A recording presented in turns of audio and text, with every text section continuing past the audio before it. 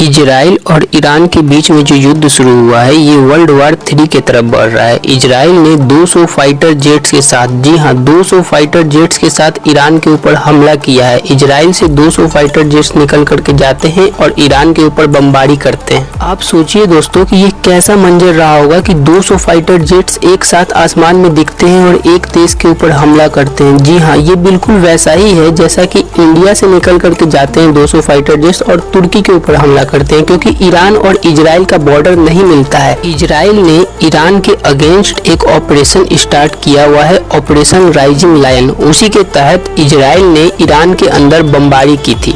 Israel का जो confidence level है वो अल्ट्रा लेवल पर है। उसे अमेरिका ने भी मना किया, सारे पश्चिमी देशों ने मना किया, फिर भी वो नहीं रुका। उसने कहा कि मैं ईरान को मारूंगा तो जरूर मारूंगा। इजराइल चाहता है कि ये जो मिडिल ईस्ट का रीजन है, इस रीजन पर पूरा तरह से कब्जा रहे इजराइल का, क्योंकि इजराइल यहाँ सबसे पावरफुल कंट्री है। अमेरिका भी यही चाहता है, क्योंकि अमेरिका इजराइल के थ्रू पूरे मिडिल ईस्ट के ऊपर अपना पकड़ रखता है। वहीं चाइना समेत कुछ और देश ये चाहते हैं कि ईरान न्यूक्लियर पावर बन जाए, क्योंकि ईरान के न्यूक्लियर पावर बनने से इस पूरे रीजन में बैलेंस हो जाएगा पावर। वहीं दूसरी तरफ जो ईरान है वो बहुत सारे टेररिस्ट ग्रुप को सपोर्ट करता है, हिजबुल्लाह, हमास, यहाँ तक कि यमन में विद्रोहियों को भी सपोर्ट करता है, यहाँ तक कि सोमालिया के डाकुओं को भी वो सपोर्ट करता है। इसलिए कोई भी पश्चिमी देश ये नहीं चाहते कि उसके पास एटम बम आए।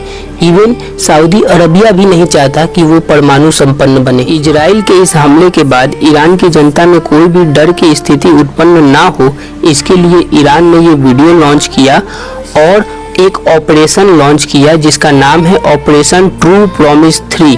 और इस ऑपरेशन ट्रू प्रॉमिस 3 के अंदर बीती रात ईरान ने बहुत सारे बैलिस्टिक मिसाइल से इजराइल के ऊपर हमला किया है और इजराइल के शहरों को हिट भी किया। यहाँ पर उसका आयरन डोम ब्रेक हो गया। इजराइल का जो एयर डिफेंस सिस्टम है आयरन डोम, उसे अभेद्य माना जाता है, उसे कोई भी भेद नहीं सकता, लेकिन ईरान ने ये करके दिखाया है। ईरान के 3 बैलिस्टिक मिसाइल इजराइल के शहरों पर जाकर के गिरे हैं और भारी तबाही मचाई है। 60 लोग घायल हुए हैं और 2 लोगों की मृत्यु हुई है। कहीं ना कोई चूक हुई है आयरन डोम में, जिसके वजह से ये हमला सफल हो पाया ईरान का।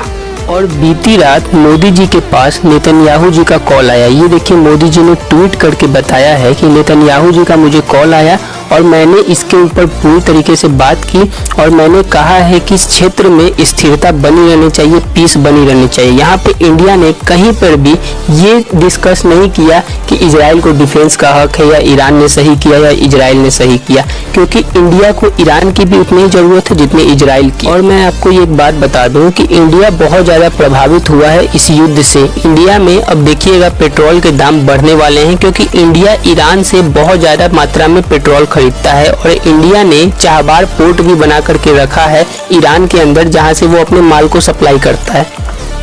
ईरान में अभी डर का माहौल है, क्योंकि ईरान ने जो हमला किया है वो इजराइल के रिहायशी इलाकों पर हमला किया है, जिसमें इजराइल के 2 व्यक्तियों की मौत हुई है और 60 से ज्यादा लोग इंजर्ड हुए हैं। और इजराइल इसका बदला जरूर लेगा और अमेरिका भी इसमें उसका भरपूर साथ देगा। अब आप समझिए कि यहाँ पे वर्ल्ड वार 3 कैसे हो सकता है। दरअसल बात यह है कि अब अमेरिका इसमें एंट्री मार सकता है। अमेरिका की नेवी मिडिल ईस्ट में जा करके हमला करने में मदद कर सकती है इजराइल की, और जहाँ अमेरिका की एंट्री होगी वहीं चाइना भारी मात्रा में मिसाइल सप्लाई करना स्टार्ट कर देगा ईरान को, जिसके वजह से एक वर्ल्ड वार 3 का खतरा उत्पन्न हो सकता है। वर्ल्ड वार 3 हो या ना हो, लेकिन मिडिल ईस्ट दोनों तबाह हो जाएंगे, क्योंकि मिडिल ईस्ट में बहुत बड़ी जंग हो सकती है, क्योंकि दोनों बहुत ही बड़े देश हैं और काफी शक्तिशाली देश हैं।